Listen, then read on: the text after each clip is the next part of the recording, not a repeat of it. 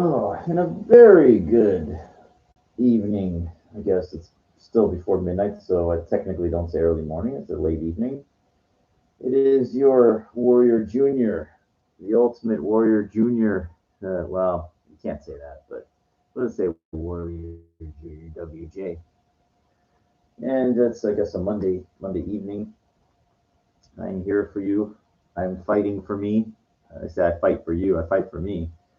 And I guess the topic, excuse my back, of this episode is about the Goylum. So, what's a Goylum? Let's define that first. Well, we have two types of people out there: the haves and the have-nots. This is a tough one because I equate my friend calls them the well-to-do. Are you well-to-do? So I go, what's well-to-do? He says, well, you make 100,000 a year. I said, well, if you make 100,000 a year, but you spend it all and you don't have anything, so are you really well-to-do, or are you just surviving? I don't know, man. The Goylem is a hard one. I can tell you what's definitely a Goylem. I seen some guy in my building, some guy I never seen before. He walked by my door relatively late. There's no business. I don't know why he walked by. I think he was doing laundry or something, but it's just kind of weird, like never seen him before. And as I've mentioned, I live in a well-to-do area, but unfortunately, I am not well-to-do. Not yet. I'm trying. I guess if you don't try, I said this to myself earlier today. If you don't try, you're guaranteed nothing, unless you're a bonus baby. I guess you get inheritance and stuff, and more than likely, if you get inheritance and you're a Goylem, you will burn through that money and be broke fairly quickly. I remember there was this guy, Glenn, who used to hang out with my friend Rube sometimes. And what happened was Glenn was like a caretaker for some old man. The old man died. He had a safe, a little safe in his house. He couldn't open it up, so he brought it over to Ruben's, and they eventually cracked it open. There was $15,000 cash inside. So basically, this Glenn guy was like a kind of borderline homeless guy, you know. So he starts like the guy's like he had to, he's used to being broke, so he had to get rid of that money so fast. So I remember there was like this motel not far from me. It's not there anymore, but it was like $100 a night, no problem. The guy's got 15,000, so I think he paid for like 2 months. He stayed there, $100 a night, and then I remember he gave me like, here's $100 for you, WJ. And I was like, what? Just gave it to me for no reason. And then like we're sitting there having a couple beers, me, Ruben, and this Glenn guy and this other guy, and he gives me another 100. The guy don't even barely know the guy. The guy gave me two bills. He had to get rid of the money. I'm telling you, he had to return back to normal. Like he couldn't, it's too far beyond what he's used to having. Now I have a theory with this. It's interesting. Sometimes when you start talking, oh, the tea, chai spice with the secret ingredient. Um, So anyway, I have a theory with this because I have a friend. Now I'm not going to put him on the spot because look, man, I spent majority of my life in casinos. Okay, trying to become a professional poker player, which did not work out. I'm just too compulsive by nature. So when I lose, I want it all back, and then when I win, I want more. So it doesn't work. I wind up just losing everything. Um, very very hard, very stressful. Looks fun on TV, but what they show you on TV is supposed to be fun. It's not like you know you just don't know, and it's not worth it. I'd rather invest in myself. I'd rather take all my money and buy good supplements, work out. Invest in collectibles, stuff that's guaranteed. You watch shows like the Pawn Stars. Look, they're in for the long haul, man. It's not this easy. Oh yeah, it looks like it's easy. Oh, buy a Grammy Award for 15, a couple thousand, and sell it for 7,000. Yeah, but you understand, like, dude, they got to keep the lights on. Everybody's got to get paid. So that money, it's just part of their business practice. Let me make that point about my friend. I have a friend. We'll call him. Well, we'll just say Chris. We'll call him, Chris, and he's got the same problem I have. And what happens is, he's more of a binge gambler. So what he does is when he hustles and makes some money, and then like 4 or 5 months go by, he builds up a sizable bankroll, like let's say 10,000. And for him, that's like, he doesn't know what to do with the money, like because you see, he's not used to having. So like he built it, and now it's like it kind of like, well, I want to make that money work kind of thing. So he goes to the casino and gives it all away. So it brings him back to the water, his basis, his average. You deviate too far up, like unless you see, there's nothing wrong with like going ahead in life, but it's got to be done. It should be done incrementally. That way you build on it a little bit, every month, couple months here, like, oh, okay, well, here, a little, put it away, not this big hits kind of thing. That's the problem. People want this fast and easy. He was telling me about, well, some guy made 4.2 million in Ethereum. I go, dude, there's no 4.2 million in Ethereum if unless you fucking bought it when it first came out, or it's 3,300. How are you gonna make that? He said he made $1,000. Hey, look, people tell you what they make. They don't tell you when they lose. And look, I tell you about what happened with me. I told you I dropped 5 grand. Like when and then the Shiba Inu thing came out on Coinbase, killed me. I thought it was going to a penny. I thought it was gonna go, and I bought it. The second I bought it, a fucking life pulled out of it. Now it's coming back a little bit, but I don't have anywhere near my money back. Not even close to. I left it in there for a couple $100 and forgot about it because I was getting killed. Um, and that's this, and it doesn't matter. And all gambling, and that's what it is. The poor. I don't know. I only speak for myself. I speak for my friend Chris. He's a great guy. He has this. It's very tough when you're. I hate saying the Goylum, the poor. There's a big difference. I'm going to explain the difference between a poor Goylum, poor somebody that's trying. There's a big difference. Um, like a broke college student. Let's say, I mean, he's got a whole life ahead of him. So he might be broke now, but you know what? Look, somebody's that's like studying something that's a high demand field, or engineering, something, and they graduate and they land like $100,000 a year job, maybe even 50. But then a couple of road, Google, whatever, Microsoft take a liking to him. The companies, tech companies, a guy could be a millionaire very, very quickly. So zero to hero, and because he was never really a zero. Like I guess when you look at you don't have, hey, you don't understand something. Let's say when you're building a building, it's not there yet. The blueprint, the foundation, but once it's done. Like it's there. So people really don't see they're really quick to judge you, based on like, well, I want to see it now. Success, so that term, that Goylum term, when I mean Goylum, I mean like a lemical. I mean somebody that's like, a slave to their addictions, somebody on the street, somebody not trying. That's a key word, is trying. Like a hopeless, or unfortunate. They're unfortunate things that they're older, and they never did anything with their life. They never socked any money away. They just let time. It sounds like you're being mean. I'm not being mean. I'm being real. I'm being real, and that's the problem in this life. Like, somebody out there with nothing, or these older people with nothing. It is a hopeless situation for them, because they did not, for whatever reason, it doesn't matter. Let's just look at things linearly. They did not persevere. They didn't either persevere, didn't become anything, didn't do anything with their lives. Like that's how it is. I mean, it's like, if you don't have money, then you don't have money, right? It's like it doesn't matter. It's an irrelevant question as to why. The point is you don't have. So the thing is, but that's, again, remember I said there's a difference between working their way up from like being a poor patzer is education. It's education. Like, you don't have to have a college degree, but it just shows that most of these people that I see that are like Goylum out there, like lemicals, they're the same thing, a lemical, a Goylum. They're because they're you're just going to hear, oh, well, I tried this and it didn't make it, and that's the end of it. So I don't need to hear it because it's not going to help me. And that sounds selfish, but I got news for you. Look up that word selfish, and you're going to find that that word is misconstrued. Some of the most successful people, and I'm not talking about a handful, I'm talking about most, are very like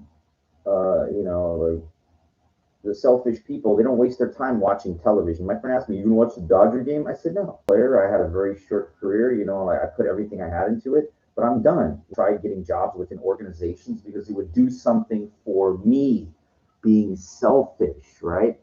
So sitting in a going to watch other people, man, that's I don't need to give them my time, my money, energy. Does nothing for me. I'm sorry, this world is a brutal place when it comes to success. And if you sit around, I see you standing outside smoking a cigarette, doing nothing, and what is that? It became nothing and never amount to anything. And it doesn't do anything for me to go put people like that down because they already are down. They already know it. So the whole thing is to learn not to be, like don't be a lemical, don't be a putzer.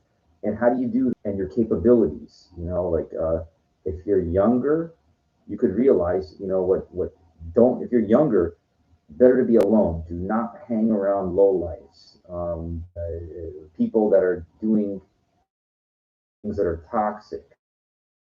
Smoke for the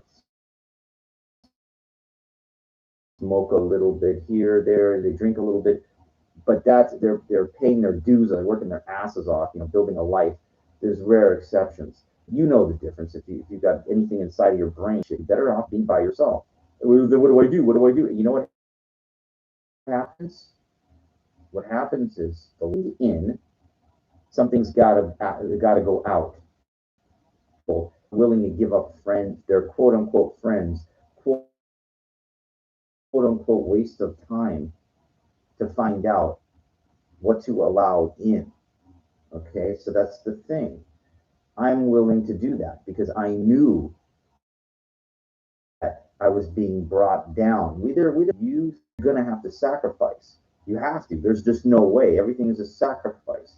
It's either you're gonna go the easy path and hang around the people who do the same thing that you're used to doing, or you're gonna say, no, fuck this. You're gonna something to come in. And that's what I did. I gave up drinking. Okay. I gave up hanging around people that are wasting my time. Alone, that gives me my time to go to the fucking gym whenever I want. That gives me the fucking time to work on becoming a doctor. These things, man, that are important. It's not a guarantee. It's a guarantee that you're not going to be brought down, like to a level of where remember the crabs in the bucket thing? You ever see that? One crab tries to escape, and the other one's pulling him back down because they know he's trying to go off on his own. He's trying to, no, no, no, we need you, man. Come back down here. Come back down here. Get it down? No, I'm not going to confront this lemical that's walking around. I've seen walking by my door. Like, they try to make it seem like you have the right to defend yourself. If you see somebody that doesn't belong, you don't know, guess what? To be nice, there's no law about it. He says, hey, what are you doing here? Who are you? Who are you? He says, hey, I fucking live here, dude. I'm want me to call the police. But like being nice kind of thing. They chased me at gunpoint. I didn't fucking tell you, like in this thing's, oh, the races, all these people, I don't give a fuck, black, white, Mexican, whatever the fuck, dude. If I see something suspicious, I'm gonna defend myself. I'm not gonna fucking, let somebody fucking one up me. And that's the problem. That ain't fucking race. That's fucking defense, man. I gotta defend myself. I don't give a fuck what race it is. anything, something on me, I'm gonna fucking defend myself. Period. You know, and here's like the topic that I talk about. You're gonna see if you try to better yourself in life, you try to like educate yourself. You're gonna notice a lot more Goylum and Lemicals out there. You're gonna be able because you're not one of them. You're gonna notice them. You're just gonna see it. And there's this woman. She's like a fixture. Woman that used to have a van that used to van anymore, and trying to get home from the gym, quick because that's when you get your supplementation. Talk about she goes, hey, can you help me out with it? I didn't even answer. I didn't even look at her. I don't care. They all need something. Okay, they're all asking for something. I don't even answer. So I don't give a fuck what they're doing or what the hell they're. I hope you can hear the feed here because of the my live stream is like shoot, or it's an internet connection. I don't know what the problem is with it, but as long as you can hear, what I'm saying, that's what's to the vision, what I'm saying, kind of thing. Like Joe Rogan does. You see somebody's talking when they're doing it. You hear it, but you're hearing what they have to important. Um, the whatever. I apologize. It's just I use the same old laptop because I don't care to spend hundreds of dollars investing in new shit because what is that going to do? Like I don't make any money from this. There's my drive and determination of what I do with my life. But the most important thing is when I'm gone, if anybody listens, I might help somebody with what I went through in my life. And it's something to leave behind. It's like, it's good to have, like a couple thousand hours of video footage that I did, something to remember somebody by. It'll live. I won't, I'll be around for. I mean, I try to take care of myself, but one thing that kind of bothers me is I push myself very, very hard in the gym, like really, really hard, and I'm kind of scared of that, but that's just the way that I am. I want to be like, I talked about, like marble. I don't want to be fucking, and I don't take core anabolics. So today I did legs. Um, I gave out a couple of good grunts to get that fucking weight up there, and it's like the whole gym could hear me, and I don't care. You know, not a library, and that's the problem. Is he said it too. He said 99% of people that go to the gym, they're lightweights. They're not there to work their ass off. They don't. They're on the phone. They're to pass the time. They're to do a little something. Like you would figure, it's not. I'm not. It's not right in the middle of WeHo is where I go. And I could tell you where I go, but it's what's the point? I mean, it doesn't matter. Um, but it's like they're just. I don't know. They're there to try to hook up. I guess I don't know. I'm not them. I don't relate with the gays. So I don't know. In life, I mean, when I mean figure it out, remember I defined in a couple episodes ago, I talked about the haves and the have-nots, and to me, you don't own your own property. You're a have-not. I'm very, very, very sorry. Unless, no, no, no, no, you have to. You might not live in your own property. You might use to pay your rent somewhere else, but if you don't own property, you know sorry, that's own property. They live in a nice condo, a nice house, townhouse or something. They're not poor. The haves, and that's why they call them haves. They have survive it for anything, but unfortunately, like have nots, like you could be eating well every day and be a have not. You could be, I hate to say it, but you could be spending have not because you have not. Like it's compared. If it's one or the other, if it's have or have not, that's what it is. Like now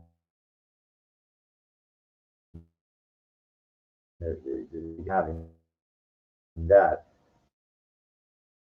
uh, um, all like have not plus plus, like to where you're on the cusp of where the narrative saying that if you don't, and especially now because the values of the property, have gone up so much, for whatever reason, I know why. You're in Los Angeles, you want to be here. Well, there's no opportunity. Those fucking kids ain't gonna do nothing for you. These dumb restaurants, these overpriced fucking places. I see these women get all dressed up to go to eat at these to catch. What's there? An expensive meal is what it is. It's nonsense. A bodybuilder, I can't waste my time going to that. I got to eat every couple hours. I can't go nonsense those places. That's garbage. It's a waste of money. It's stupid. I was a dancer. I had to go out and dance, and the people get all dressed up like they're going out dancing. They're going to eat. They're going. It's retarded. It doesn't make any sense. Know? It doesn't make any sense because times have changed, and they changed even before COVID. Way even before COVID, it didn't matter. It didn't matter.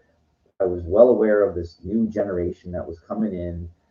And basically that's what it is. You get older, you get pushed out in a night.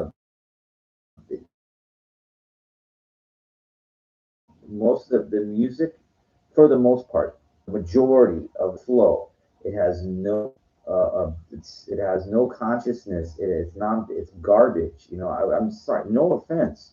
Actually, you know what? Offense. I can't offend. It was that Little John. Little John.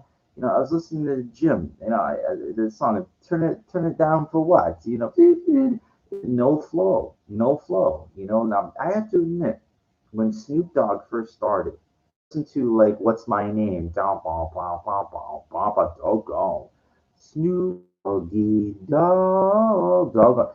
You see the beats, the transition, but that was like around 1990, 1992. There was a flow. There was a flow to stuff. Listen to fucking Digital Underground with Tupac, stuff like Humpty Dance, the same song. That's dancing and stuff like that. There's so Run DMC, tons of hip hop and stuff that had flow, and stuff like that.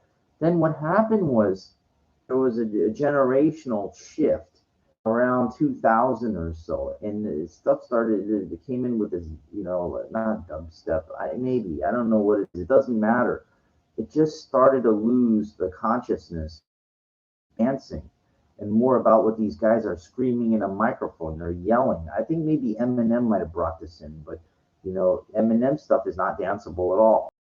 Pop stuff. I hear it every once. I hear some good beats. I'm like, oh, that's tight. Okay, that's tight. I can feel it. If I move, that's because I'm a dancer. So like I fucking know what's tight, what's garbage. And unfortunately, 99% of what I hear is garbage out there. I listen, it's garbage. It's garbage. Gangnam Style. That's generic beat. That's not even.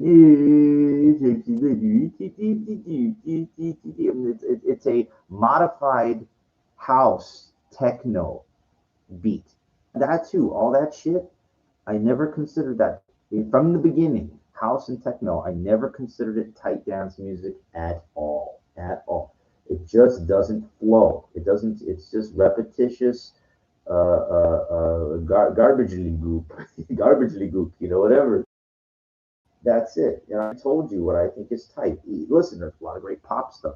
When Britney Spears first came out, Hit Me Baby, went out, a lot of stuff. Even today, and go back like stuff in the '80s, the funk styles, anything like that is fucking. It's got funk beats, disco. That's badass shit. Like that's really tight stuff into the '80s. Again, you're talking about a little bit of stuff here, and with the majority of the driving the cars around, they're playing this music, the garbage. And I'm like, dude, what a shame. Like what a fucking know what tight is, dude. I'm just happy I'm from my time, like that. Now I'm not set, like I said, 70s, 80s, 90s, and then there's some stuff from today. Some from today. That's about it. Even into the 2000s, but what's his name? Take some rare exceptions like Will Smith. I love him. He's great. He did that. I'm getting jiggy with it. He took the I'm getting jiggy with it. Okay, all right, that was tight. That was tight. But he's a tight dude. So like, does it see? There's like rare exceptions. He's one of them. He's one of them. Because that's why there's this place on Sunset, the Piggy, and the DJ in there, he doesn't. He's got his head up his ass. I mean, I'm sorry, I hate to say it. I don't know. He went off the deep end, and that's what happened. Catering, he sees like a group of people and sitting there, so he plays all the generic um, reggaeton and all the mariachi, not mariachi commercials, and get vaccinated. The 1, 2, 3, 4, uno, dos, tres, cuatro, and it's a generic fucking garbage. Oh, it's got no fucking flow. Well, you're not Hispanic. That's why I said, well, you know what? I'm giving you my fucking unabashed honest. I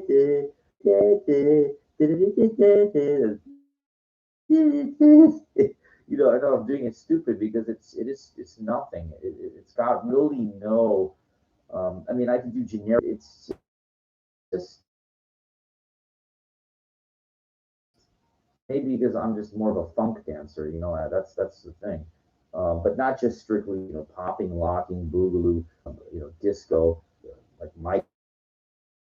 There's a lot of shit that I like, and there's a lot of shit from the late '90s that's really, really tight. Blackstreet, In Sync. There's a lot of there's too much, and they basically like infected and ruined this whole. It's you would think like the kids wear their shoes from not going inside to it because they weren't around you. But no, they listen to like the worst taste in noise. I call it noise. I don't even call it music. I should just call it pollution. Noise pollution is really what it is. And so if you're 25, I'm sorry, you missed out. I knew it too. I knew times would change. So like that's why I fucking went out almost every night because I knew, oh shit, last forever. You might as well enjoy it as well. And that's what I did. I went out for a couple thousand. What you guys have now is fucking shit. It's fucking garbage, man. You think like you're going out to these high end places like Nightingale or whatever, a Poppy, all this shit. I walk by that all the time and I see these clowns out there, and you think that's fun. And I look at them and I see they got this angry look on, and the places suck. Money, but you're not enjoying yourself. I didn't have money, and I fucking enjoyed myself. We had places like going back like the Roxbury Club, fucking Dublin's, Miyagi's, well, another place, Excite, fucking, places in Hollywood that were pretty good, easy to get in, as long as times exit down.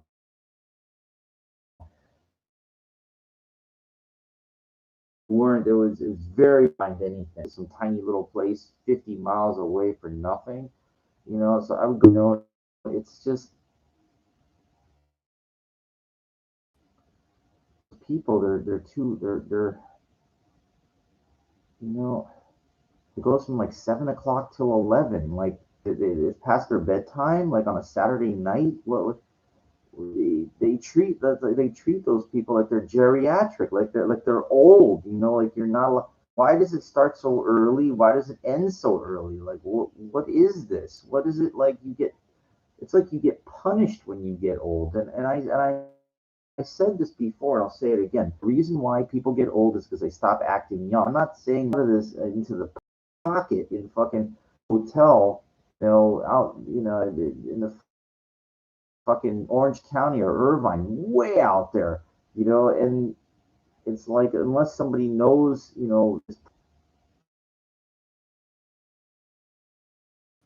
he'd say I never got laid once, I never got, it's I never, I got close to meeting some people. Close, it doesn't matter. Like, it doesn't count.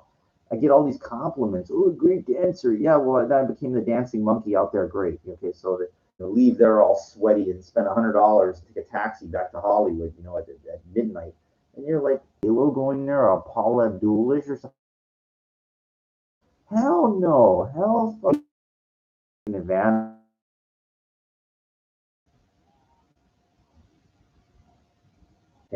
The text, I'll give you a live answer for that. As you know, I tell you, I really have no choice because as a guy like that, I think the guy's bisexual or something. I don't know. He's like 6'1". It is a good build. He said something that really stuck. He said women are brutal here, and he's right. He's right. Women in West Hollywood. I don't know all Los Angeles, but I'm talking about West Hollywood. Walking up the block a couple days ago, and this couple or whatever, two, they're walking their dogs, and the woman was ahead of them. She was part of their group, and a dog. She was talking with the three people, but she was ahead of them. Now I'm walking down the block, they're walking up, and she got close enough to me. I said, "Hi, I just wanted to," and she just ignored me completely. Like, it's brutal. It's very, very hard. It's very hard here. Their needs are met here. Not a poor area by any means. Most women that are here, their needs are met. Now, of course, they're looking to trade up to more financially successful guys. But give me a second here. Hang in there. Sorry about that. Anyway, so they will trade up. But here's the thing. Like, remember I talked about that? They won't get rid of something. They won't allow something in until something gets taken out. So that's basically how it is. Once they find somebody that's really well to do, like what happened with my uncle, but that happened in New Jersey, not here.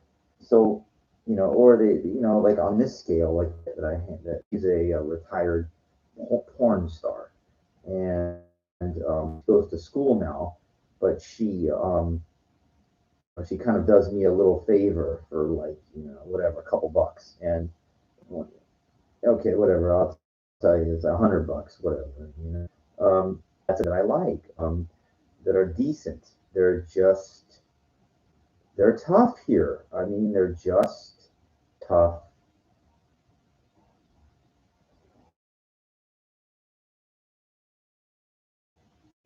And they're tough for me because, I am not in the upper echelon. Your top, I hate to use that term, bottom feeders, being there, but 500,000 in the bank, like, he thought he would live a very frugal life, and but he would get very depressed over this. Down. Um, because he said, he would go to Thailand and you would see, wow, there they treat you like you're Tom Cruise. I said, well, that's there, that's not here.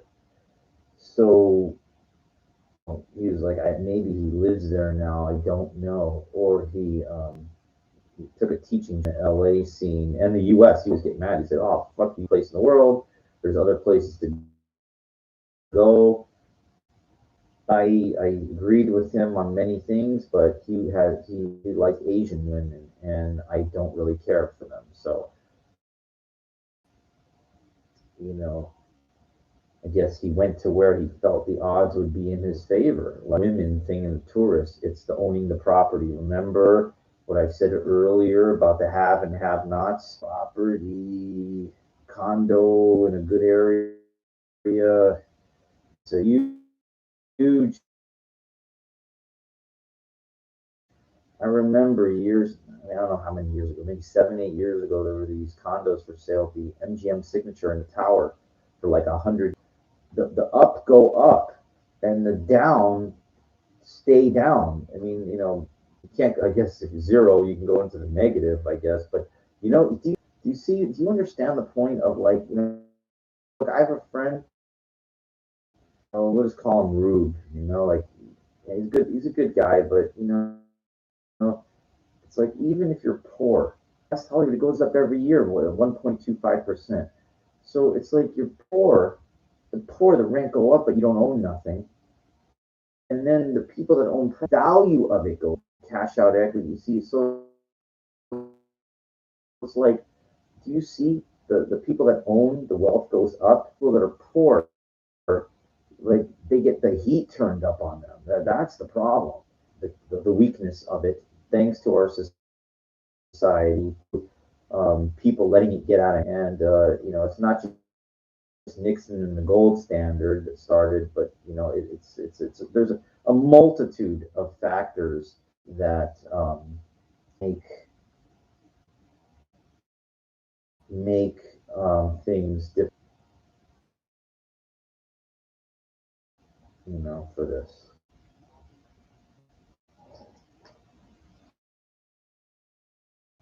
Bear with me here while I try to.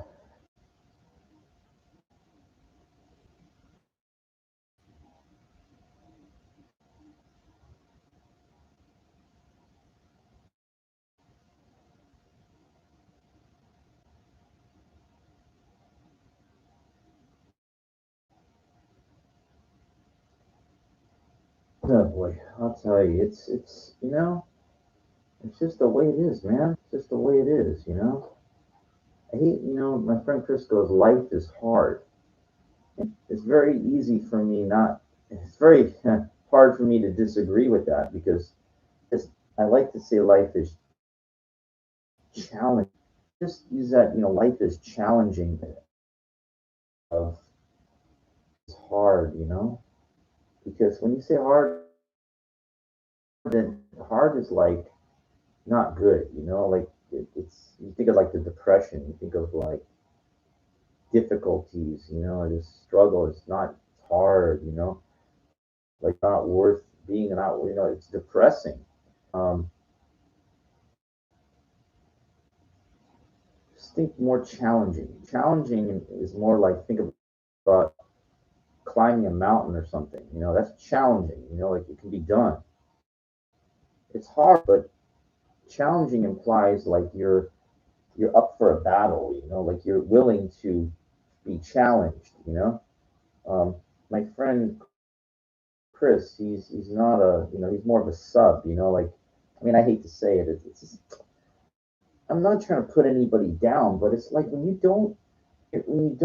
you're not like a warrior. If you're not a warrior, then what are you? Well, if you're not a warrior, I hate to say it, then you're a sub, you're a submissive, or a cream puff, or you're just not.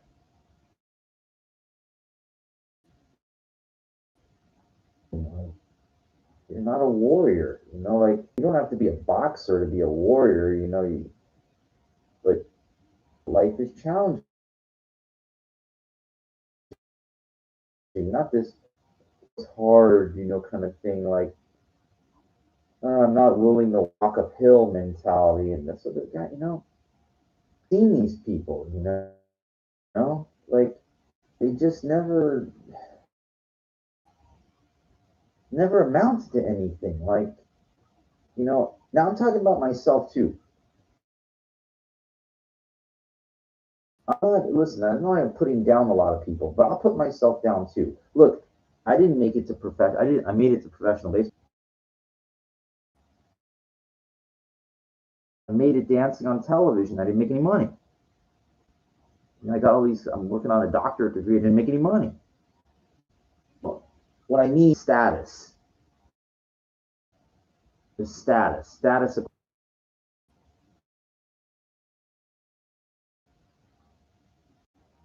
putting myself down too. Like the war, everybody else. The warrior who he just says, okay, well, all right. Like Tony Robbins said, that doesn't work. Change this approach. Change your approach. Change your approach. People in this building, the welfare, the people live around me, they have given up. They didn't amount to nothing for whatever reason. And life to accumulate, and it's all there's some awful, somebody's owing money anyway. He didn't do anything, so you know they're not like rich divorcees or something. Like my mom. I'll continue with the put downs of me and stuff, but my mom is a prime example. A prime ready. He had a house. And I told my mom, what if this guy dies? She just didn't. She divorces my mom. My mom gets the guy dies and second dies and the kids come and they take the house, whatever. And then what does my mom do? Same story over again. A couple years ago, same similar life like that. Same fucking story. Now the guy doesn't still, she's living with some guy out in the country, and I said, God forbid, you're gonna have something. No, no, she's not in any inheritance. She's in nothing, and that's just my mom.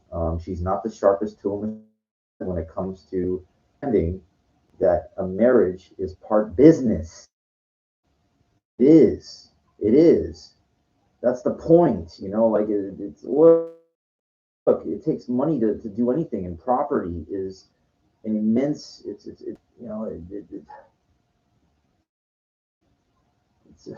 property equates to cash. It's like she just didn't get it. She just doesn't get it. Talked about myself. I said, look, at 30 years old, I knew like these pipe dreams that I had of professional baseball and stuff like that. I knew it was over. I knew it was you not being practical, you're not being realistic. And that's all I really have to say about it. I'm lucky that I figured out a way to survive because I was like it was pretty scary for a while. You don't have family that's really gonna help you. I mean, my uncle, like, with my rent, my name on a waiting list came up because I put myself on one years ago because I saw it wasn't going anywhere. I wasn't going, like I knew, like I told you, I said I had the wherewithal, the fourth, the hindsight. Fuck, dude, I got to plan ahead. I'm going to be in deep shit if I don't take advantage and solidify. Saying it's the end all be all. It's like, look, back to college. I thought when I got my bachelor's degree at 41, I was gonna, wow, okay, I got a bachelor's, like, and then when I got my master's at 44, 60, 70, 80,000 a year in Vegas, and I don't even want to begin. I have advanced degrees beyond masters. I'm working on doctor right now. It's just as a personal accomplishment because you know what? It ain't gonna fucking guarantee you fucking nothing.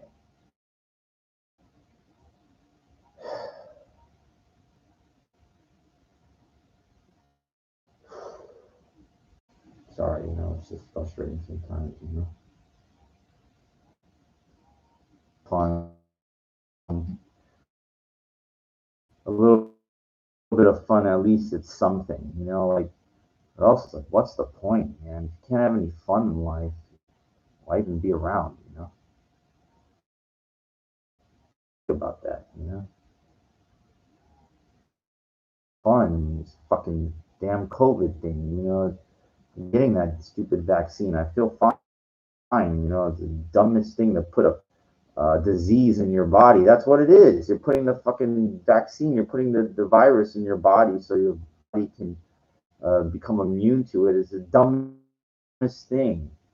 The dumbest fucking thing ever, and everybody fell for it except me. I'm very sorry. Can't go to the dancing at that piggy place